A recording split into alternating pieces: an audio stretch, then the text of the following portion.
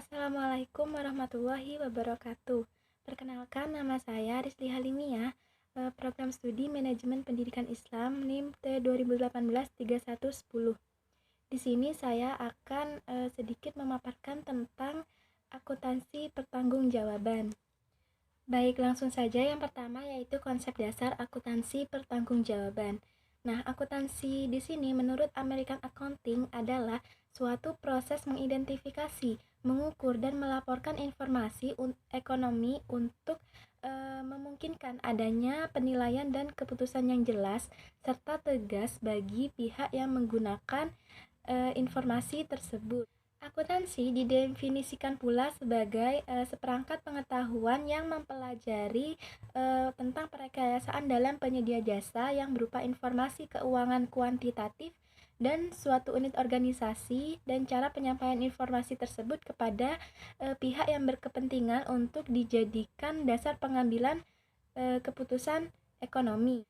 Jadi, konsep dasar akuntansi pertanggungjawaban di sini merupakan sebuah sistem akuntansi yang digunakan untuk mengukur kinerja setiap pusat pertanggungjawaban sesuai dengan informasi yang dibutuhkan manajer untuk mengoperasikan pusat pertanggungjawaban mereka sebagai bagian dari sistem pengendalian manajemen.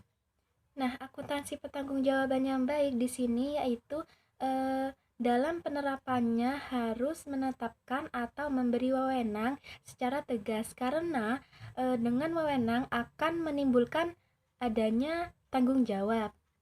Berikut ini ada beberapa syarat untuk membentuk dan mempertahankan sistem akuntansi pertanggungjawaban.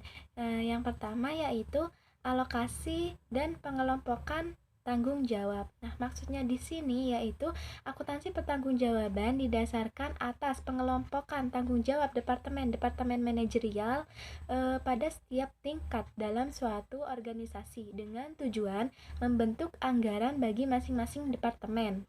Individu yang mengepalai klasifikasi pertanggungjawaban harus bertanggung jawab dan mempertanggungjawabkan biaya-biaya menurut biaya yang dapat atau tidak dapat dikendalikan oleh kepala departemen ke departemen. Nah, yang kedua yaitu sesuai bagian organisasi.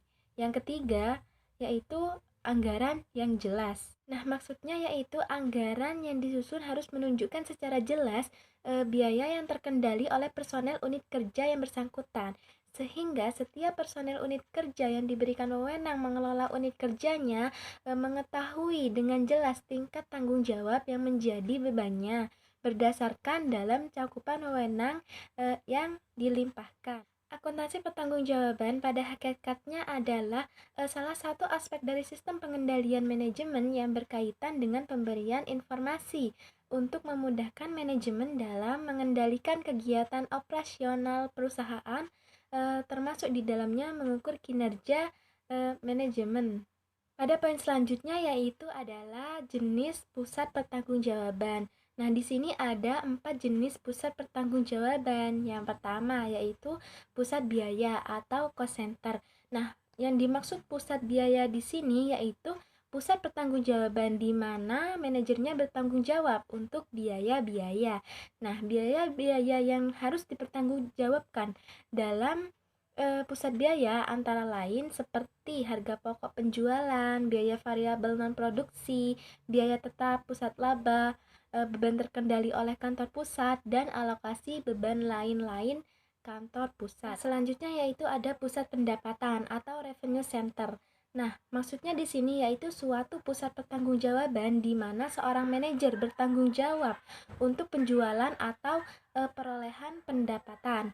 Apabila penetapan harga jual produk dilakukan oleh perusahaan di luar pusat pendapatan ini, maka pusat pendapatan diukur prestasinya dengan volume penjualan. Yang ketiga yaitu pusat laba. Nah, manajer pusat laba diukur kinerjanya dari selisih antara pendapatan dengan biaya yang dikeluarkan untuk memperoleh pendapatan tersebut. Oleh karena itu, dalam pusat laba, masukan maupun keluarnya diukur dalam satuan rupiah untuk menghitung laba yang dipakai sebagai pengukur kinerja manajernya. Dan yang terakhir yaitu pusat investasi atau investment center.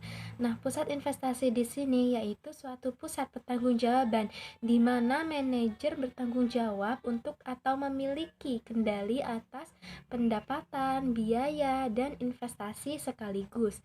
Agar manajer divisi berwenang untuk mengendalikan biaya keputusan harga, maka yang bersangkutan dengan sendirinya harus memiliki wewenang untuk membuat keputusan investasi itu sendiri. Baik, mungkin cukup itu saja dari saya. Kurang lebihnya mohon maaf. Wassalamualaikum warahmatullahi wabarakatuh.